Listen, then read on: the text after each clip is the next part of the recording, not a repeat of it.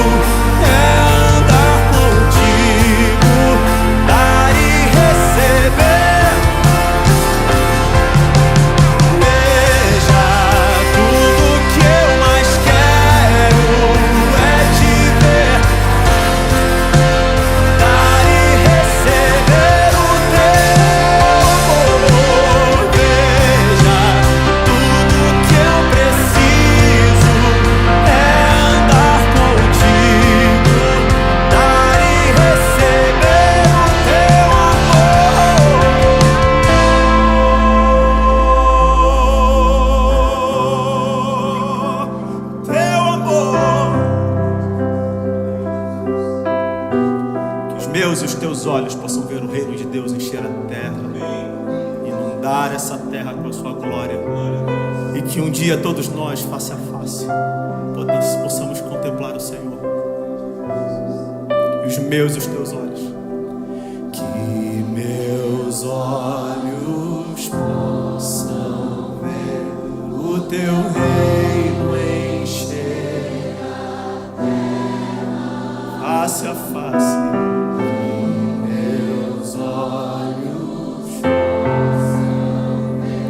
Face a face a tua glória, meus olhos possam ver a terra,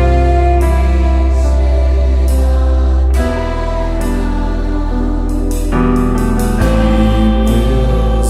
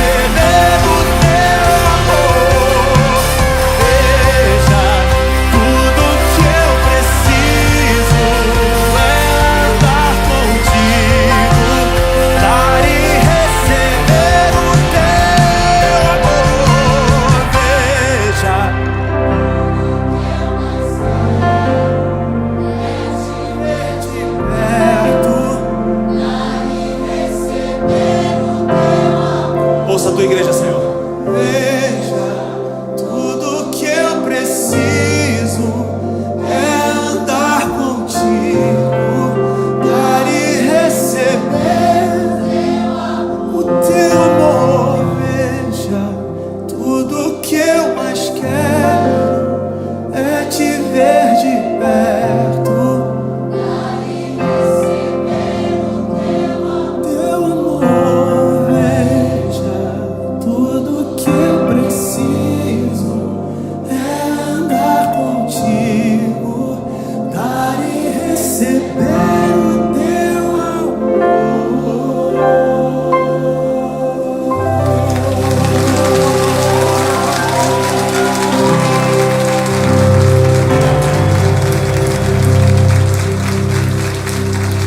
E porque recebemos muito mais daquilo que damos, e porque temos a certeza de que tudo que temos é resultado da graça e da misericórdia desse amor maravilhoso que um dia nos encontrou na nossa jornada, é que o nosso coração se enche de gratidão, se enche da alegria,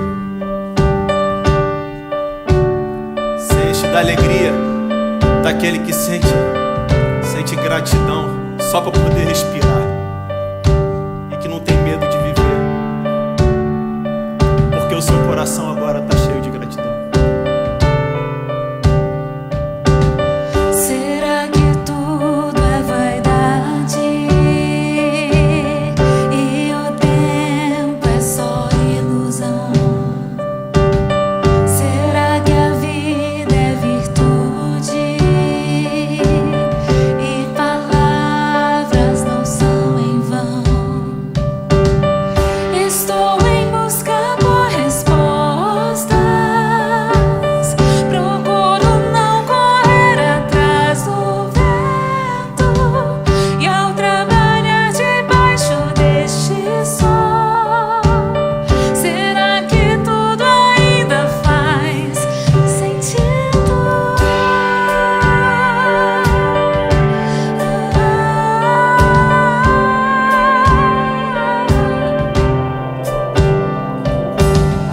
Eu não espero ter tudo, só espero viver o amor, Valorize a cada momento. valorizar cada instante, dividir o que receber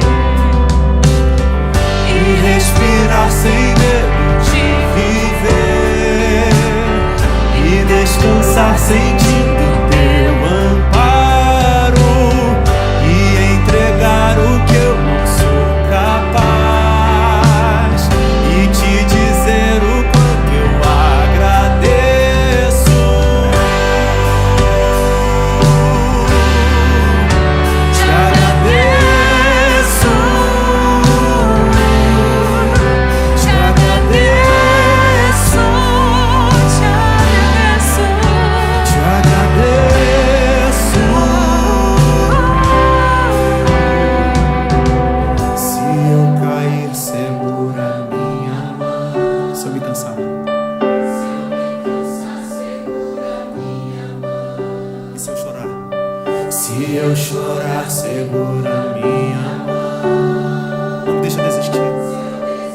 Segura minha mão. Se eu cair, segura minha mão. Se eu me cansar, segura minha mão. Se eu chorar, segura minha mão. Se eu desistir, segura minha mão.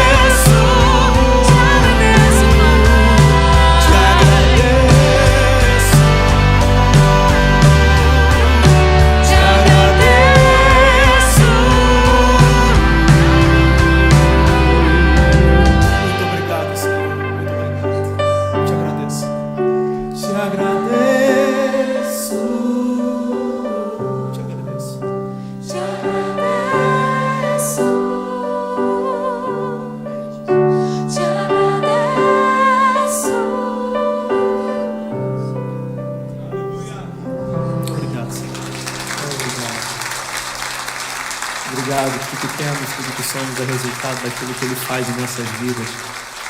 E a coisa mais importante que nós precisamos receber dEle não são as obras das suas mãos, mas é aquilo que Ele é. O Senhor é o pão da vida, o Senhor é a água viva, que cura, que mata a sede, que mata a fome. No deserto de quem eu fui, eu tinha sede. Veio Cristo e tudo se fez diferente.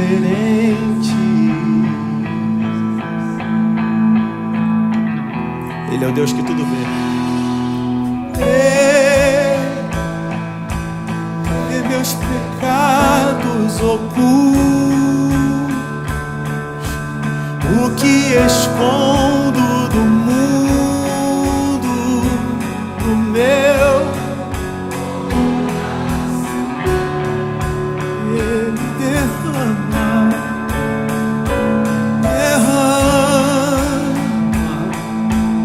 em minha vida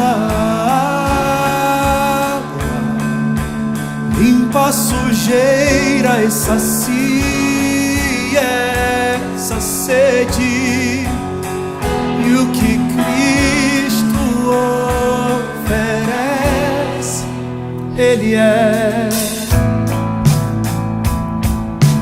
No escuro de quem eu fui, eu tinha medo. Já sentiu medo? Ele pode fazer tudo diferente. Veio Cristo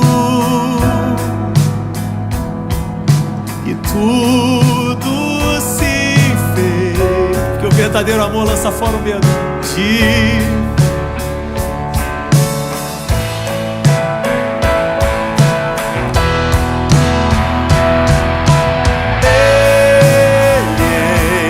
Enxerga o que vejo no escuro,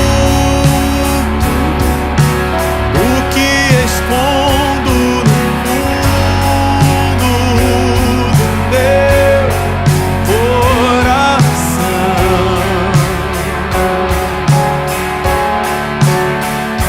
E espalha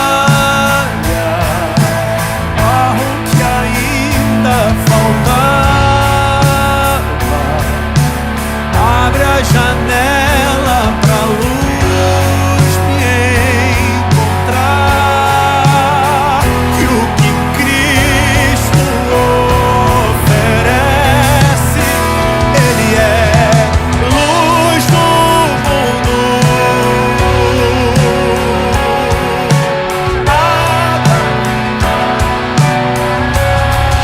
Ele é Cristo, Ele é Cristo, Ele é Cristo. Ele tira o pecado. E o que Ele faz?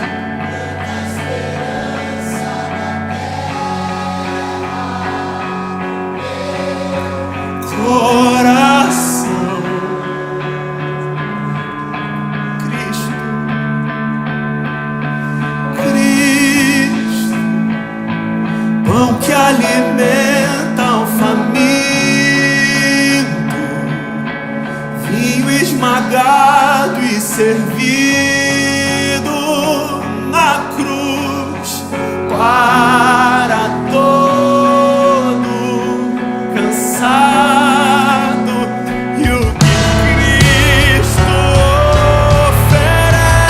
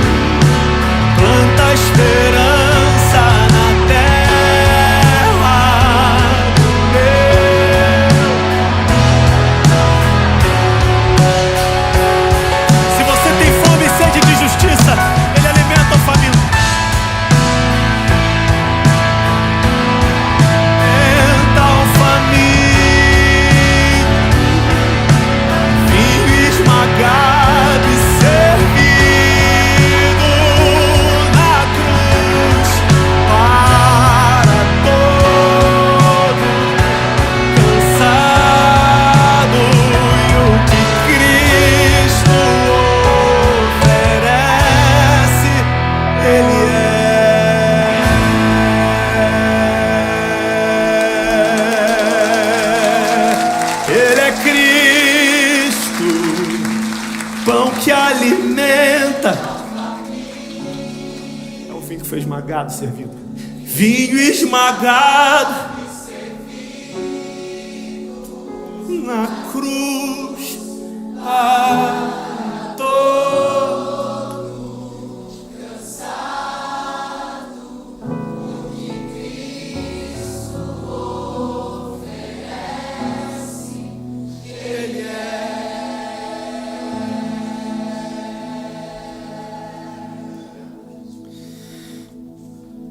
Nosso Pai, nosso Rei, obrigado, muito obrigado por Cristo Jesus. Muito obrigado pelo que Ele fez, pelo que Ele faz e pelo que Ele continuará fazendo por cada um de nós. Muito obrigado, Senhor, por estarmos aqui. Muito obrigado por mais um sábado.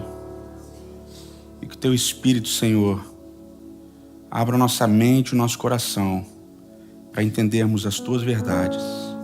É o que nós te imploramos em nome dEle, Jesus Cristo. Amém.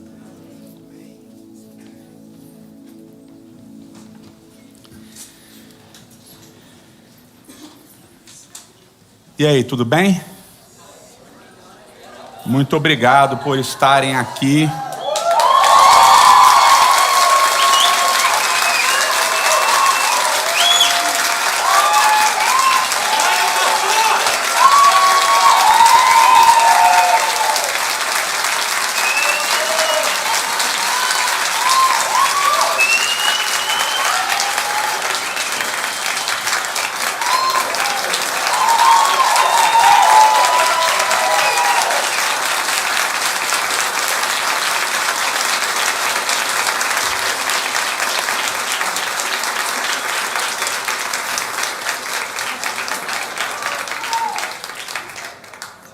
Amém, amém. Deus seja louvado. Muito bom ter vocês aqui. Obrigado por terem vindo num espaço tão curto de tempo. A gente ficou muito agradecido, honrado e muito assustado também com a resposta tão rápida, né? A gente colocou essa sessão, lotou em, 10 minutos. Acho que menos, talvez, mas muito obrigado por vocês estarem aqui. Final de ano.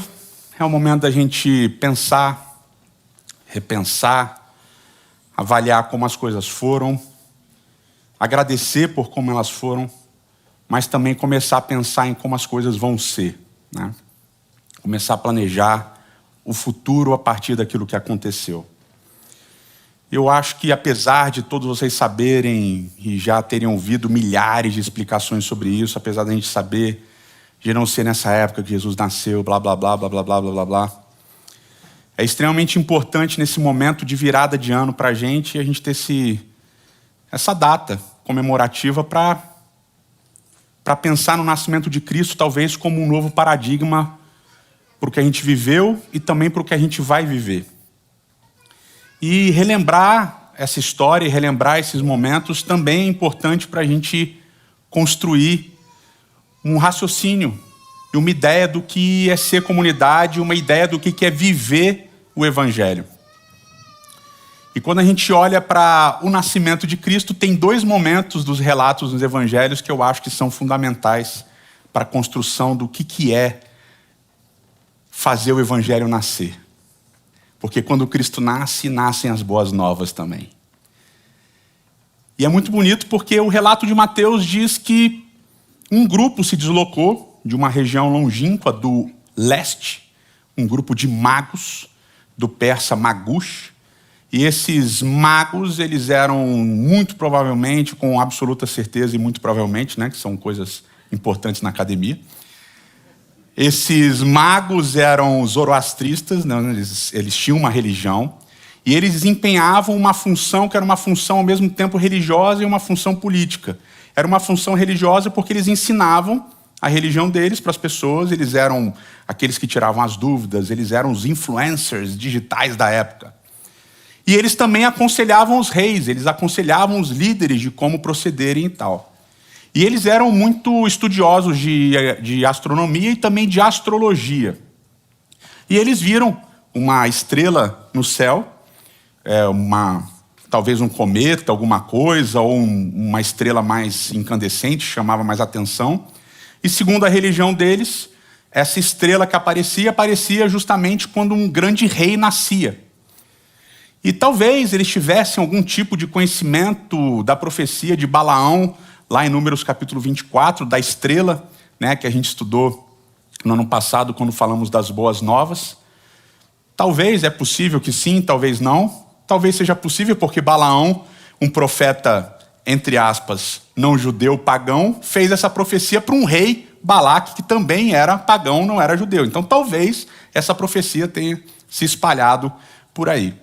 Mas o fato é que esses magos se deslocam e eles vão até Jerusalém, a cidade principal dos judeus, pedem para falar com Herodes, recebem, né, a permissão para falar com Herodes, e afinal de contas eles eram influentes, então Herodes fica feliz em recebê-los. E aí eles perguntam sobre o nascimento do rei dos judeus. Herodes fica preocupado, não sabe o que está acontecendo, fica com medo. E aí então Herodes manda chamar quem? Né, os escribas e os sacerdotes da época. Ele manda chamar os escribas e sacerdotes e pergunta: ei, que negócio é esse de rei dos judeus que vai nascer? Onde é que ele vai nascer? Como é que é essa história? Não sabia nada, né? E os sacerdotes e os escribas começam a explicar para ele: não, tem uma profecia. E eles citam Miqueias capítulo 5, do verso 2 em diante.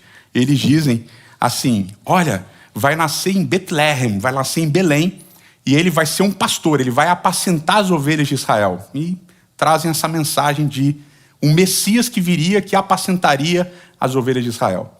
É muito interessante porque essa profecia de Miqueias 5, ela é entendida como uma profecia messiânica, não só na época de Jesus, mas posteriormente também nos famosos Targumim, que são as traduções do hebraico para o aramaico, que são posteriores, algumas do século 6 depois de Cristo. Ou seja, a ideia de que Miqueias é um texto messiânico é comum da tradição judaica. E os sacerdotes e escribas mencionam esse texto para Herodes. Herodes vai para os magos e fala assim: ó, beleza, esse rei aí que vocês estão procurando vai nascer em Belém. Vão lá, podem procurar, mas depois que vocês encontrarem, voltem aqui e me contem o que está acontecendo, onde é que ele está, quem ele é, etc. e tal. E os magos, então, são guiados ali por aquela estrela, um negócio meio miraculoso, e eles encontram a estrebaria, eles encontram aquele lugar onde Jesus nasceu, um lugar simples, não tinha lugar para Jesus na cidade, vocês também já ouviram sermões assim. E eles chegam ali naquele lugar onde está aquele bebezinho, no lugar onde os animais comiam, e diz o texto bíblico que eles adoram aquele bebê, eles louvam aquele bebê, e eles dão presentes para aquele bebê. Eles dão ouro, incenso e mirra. E aí, o texto bíblico termina dizendo que Deus mandou um sonho para eles, dizendo para eles não voltarem para contar para Herodes, e irem embora para a terra deles, e eles não voltam e vão embora. Vão embora. E é muito interessante, porque quando você lê o texto cuidadosamente, tem uma coisa que me chamou a atenção na hora. Falei assim, cara, ele chamou os escribas e os sacerdotes. Os escribas e os sacerdotes sabiam onde o Messias ia nascer, sabiam a cidade em que ele ia nascer, tinham um conhecimento técnico.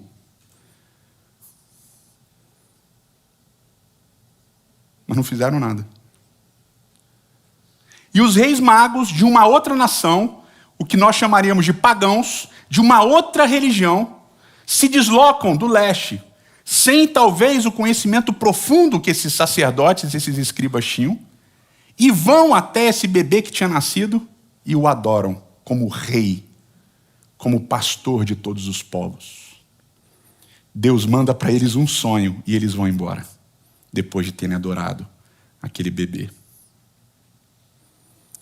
Uma coisa que me chama a atenção no texto de Miqueias é essa ênfase que esse Messias que viria, ele seria um pastor.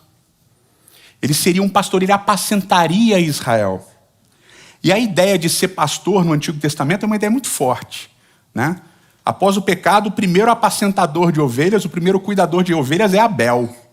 Depois, os patriarcas todos, Abraão, Isaac, Jacó e até José, eles têm histórias cuidando de ovelhas.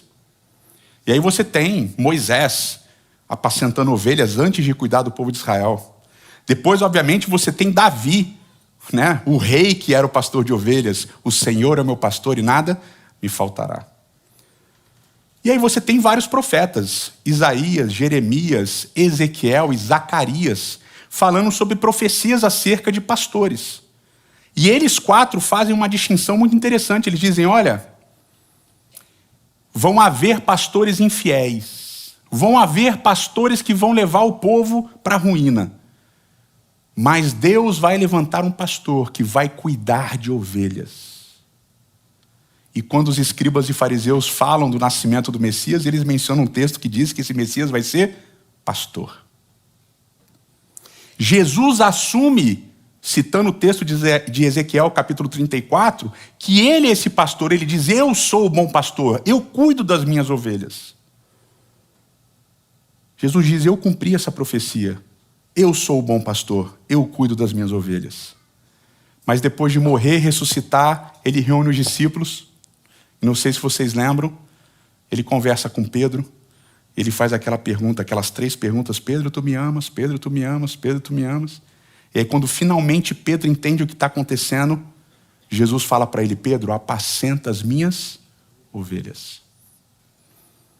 É bonito porque Jesus é o bom pastor, mas antes de ascender aos céus, ele deixa para os discípulos um legado. E qual é o legado? Vocês serão pastores. E quando Pedro escreve a carta dele, primeira carta de Pedro, capítulo 5, Pedro diz: vocês, líderes da igreja, todos vocês são pastores e precisam apacentar o povo de Israel. Então olha que bonito. Cristo é o pastor. Os discípulos são chamados a serem pastores. O povo de Deus é chamado a pastorear o mundo. E aí vem a história de Lucas, capítulo 2. Porque, segundo Mateus, o primeiro grupo que vê Jesus e adora Jesus são os magos.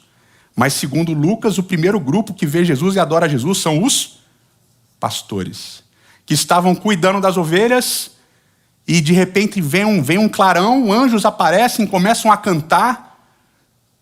E eles cantam e eles louvam, e os pastores ficam assim, e os anjos dizem: olha, não fiquem preocupados, não temam, nasceu o menino rei, nasceu o pastor de vocês, nasceu o Messias. E os anjos então dão um caminho para aqueles pastores, e aqueles pastores vão, agora sem presentes, né? Vão até Jesus, adoram Jesus em espírito e em verdade. E esses são, de acordo com os evangelhos, os 2 primeiros grupos a reconhecerem Jesus como o Messias que estava por vir. O que é legal é que, apesar de toda a tradição do Antigo Testamento de ser pastor ser um negócio bom, na época de Jesus ser pastor era péssimo. Era um trabalho que ninguém queria, que era pessimamente remunerado e ainda tinha fama, má fama. Os escritos rabínicos da época de Jesus dizem que os pastores eram pessoas não confiáveis. Os pastores de ovelhas eram pessoas não confiáveis. Eram pessoas desonestas. E, segundo os escritos rabínicos, era um trabalho marginalizado e que as pessoas tinham medo.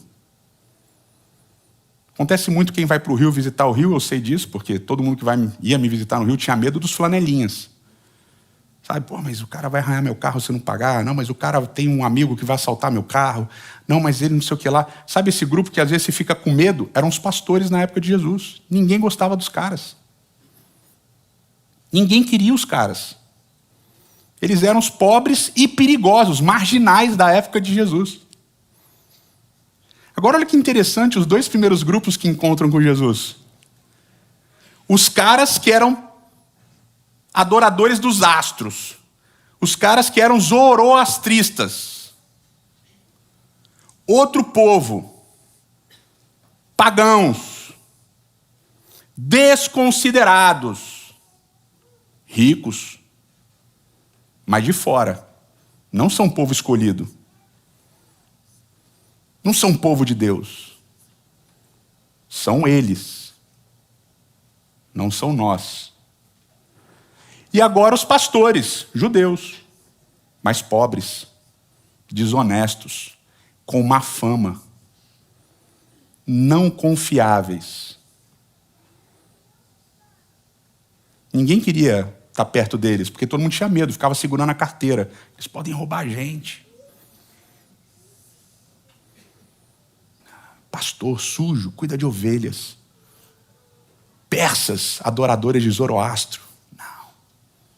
São os 2 primeiros grupos que adoram e reconhecem o menino que tinha nascido como rei, como pastor da humanidade. O que o nascimento de Jesus ensina para a gente sobre comunidade? O que o nascimento de Jesus ensina para a gente sobre evangelho?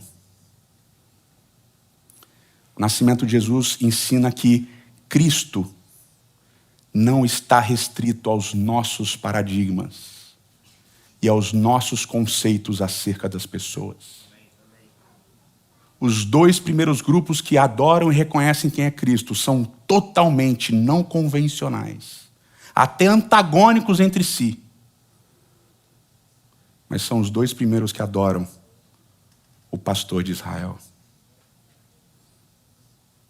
O nascimento de Cristo é um lembrete para nós de que o evangelho não está circunscrito às nossas regras, à nossa visão das pessoas, às nossas construções sociais. Não está limitado àquilo que nós achamos que são as pessoas que merecem receber o evangelho. O evangelho veio para aqueles que não são convencionais, para aqueles que são de longe e não são reconhecidos, para aqueles que são de perto e não são reconhecidos, para aqueles que a gente chama de pagãos e para aqueles que a gente desconfia. O evangelho veio para não convencionais. E isso precisa ensinar para a gente o que é uma comunidade construída sobre a figura de Jesus Cristo. Se você é não convencional, se você não faz parte de nada, o seu lugar é perto de Cristo. E quando você reconhecer quem Ele é e aceitar quem Ele é, talvez você continue sendo não convencional. Mas Ele vai ser o pastor da sua vida. Eterno nosso Pai e eterno nosso Rei, muito obrigado porque o nascimento de Cristo nos lembra que o evangelho não está restrito aos nossos paradigmas, às nossas expectativas. O evangelho, Senhor, não é limitado àqueles que conhecem e desconhecem. O evangelho não é limitado àqueles que são ricos e pobres. O evangelho, Senhor, é ilimitado. Está além de tudo aquilo que nós pensamos e conhecemos. Senhor, muito obrigado pelo ministério de Cristo que rompe todos os paradigmas e todas as barreiras, acolhendo aqueles que não eram acolhidos, se revelando àqueles que não tinham valor para a comunidade da época. Obrigado porque Cristo, sendo pastor dos que não tinham pastor, nos ensinou que nós também precisamos ser pastores daqueles que não têm pastores. Portanto, Senhor, mais do que lembrar quem Cristo foi, precisamos lembrar quem Cristo é, para que nós possamos ser aquilo que Ele espera de nós, pastores, consoladores daqueles que estão à margem das nossas comunidades. Nós te imploramos isso. Te imploramos a tua companhia na nossa jornada, daqui para um outro lugar, no poder do teu Espírito, e rogamos isso em nome de Cristo. Amém.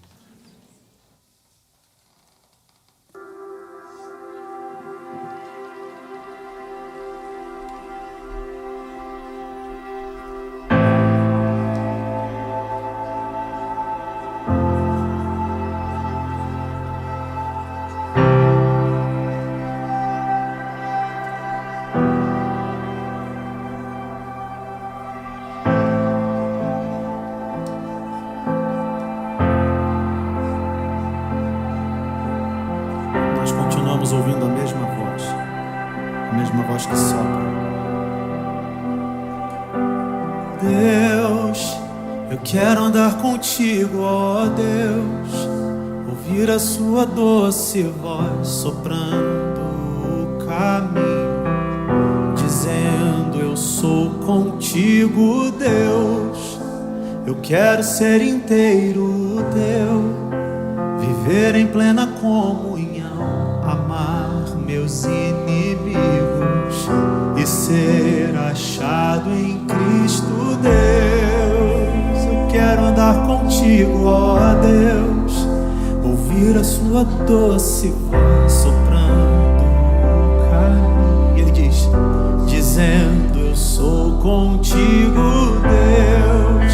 Eu quero ser inteiro teu, viver em plena comunhão, amar meus inimigos e ser achado em Cristo Deus.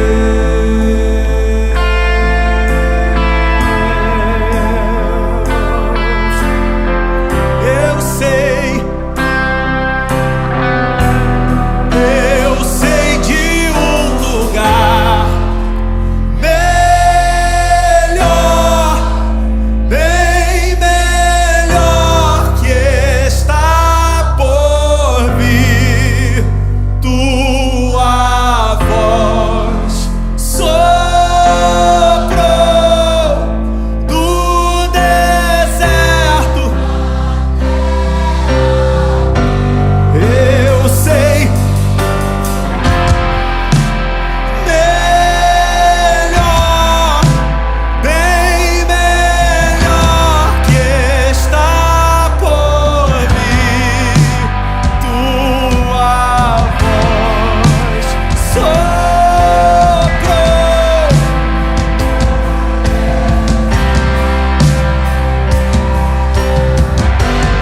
Eu sei de um lugar melhor, que está por vir. A mesma voz soprou do deserto até aqui. Eu sei lugar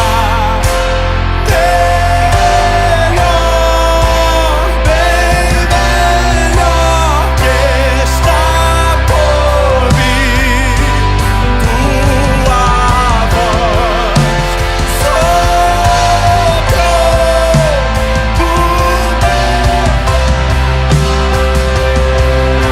aqui. Eu sei de um lugar, eu sei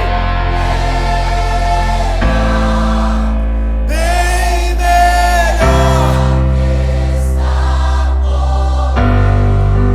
tua soprou do deserto até aqui.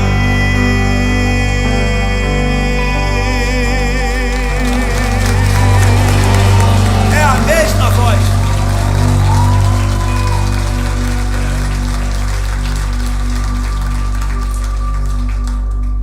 Que o Senhor te abençoe e te guarde. Que o Senhor faça brilhar o seu rosto sobre ti e tenha misericórdia de ti. Que o Senhor sobre ti levante o seu rosto e te dê a paz. A paz. Obrigado, galera, por terem vindo. E até dia 21 de janeiro, quando começaremos sem mais parar até que Cristo volte.